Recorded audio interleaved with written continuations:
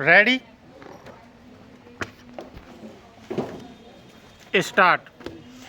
करीब 6 महीने पहले केंद्र सरकार ने जब फैक्ट चेक यूनिट यानी तथ्य जांच इकाई के गठन संबंधी अधिसूचना जारी की थी, तभी से इस पर विवाद है। मगर इसे लेकर उभरी असहमतियां और उठे सवालों के बावजूद सरकार शायद इस ओर धीरे धीरे कदम बढ़ा रही थी। अब इस मसले पर बम्बई हाईकोर्ट के फैसले के बाद सरकार के लिए अपने पक्ष को निर्विवाद बताना मुश्किल होगा। बम्बई हाईकोर्ट ने सूचना प्रौद्योगिकी संशोधन अधिनियम 2023 को असंवैधानिक करार देते हुए रद्द कर दिया और इसे भारतीय संविधान के अनुच्छेद 14, 19 और 21 का उल्लंघन बताया। गौरतलब है कि सूचना प्रौद्योगिकी यानी आईटी नियमों में किए गए संशोधनों के जरिए केंद्र सरकार को सोशल मीडिया मंचों पर अपने कामकाज के बारे में फर्जी और भ्रामक सूचनाओं की पहचान करने और उन्हें खारिज करने या झूठा घोषित करने के मकसद से तथ्य जांच इकाई बनाने की इजाज़त दी गई थी। इस इकाई को सोशल मीडिया पर केंद्र सरकार और उसकी एजेंसियों को लेकर दी गई जानकारियों को चिन्हित करने की शक्ति भी दी गई थी।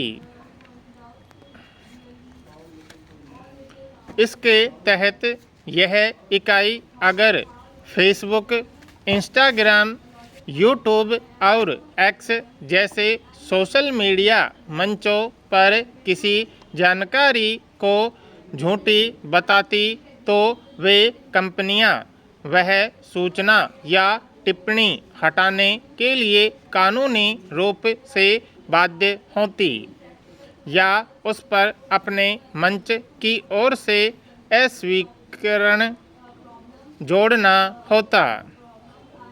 प्रथम दृष्टया यह कवायद गलत सूचना या जानकारी को दुरुस्त करने या उस पर लगाम लगाने की कोशिश लगती है, मगर इसका सिरा कहाँ तक जाएगा यह तय करना मुश्किल है।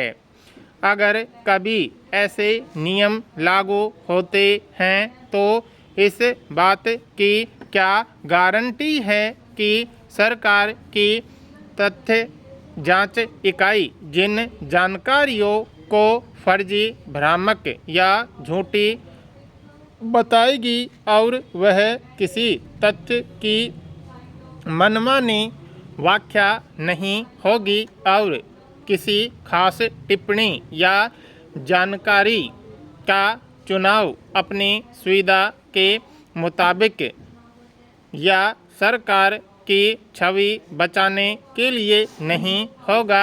अगर किन्हीं स्थितियों में ऐसा होता है तो क्या इससे किसी व्यक्ति के अभिव्यक्ति के संवैधानिक अधिकार बाधित नहीं होंगे? इन्हीं आशंकाओं के मद्देनज़र बम्बई हाई कोर्ट ने कहा कि इन नियमों ने संवैधानिक प्रावधानों का उल्लंघन किया है।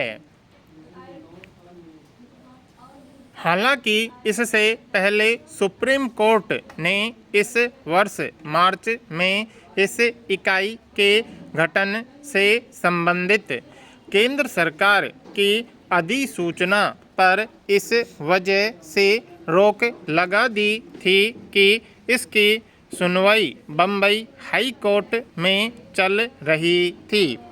शीर्ष अदालत ने तब कहा था कि अभिव्यक्ति की स्वतंत्रता मौलिक अधिकार है और इस पर नियम के असर का विश्लेषण बम्बई हाई कोर्ट में जरूरी है। अब बम्बई हाई कोर्ट ने एक तरह से स्थिति स्पष्ट कर दी है। सवाल है कि अगर तथ्यों की जांच के नाम पर किसी अन्य पक्ष की ओर से किए गए विश्लेषण या दी गई जानकारी को खुद किसी सरकारी एजेंसी की ओर से बाधित किया जाएगा, किसी की टिप्पणी को हटाया जाएगा, सोशल मीडिया पर उसका खाता बंद करा दिया जाएगा, तो ऐसी स्थिति में अभिव्यक्ति की स्वतंत्रता की क्या जगह रह जाएगी।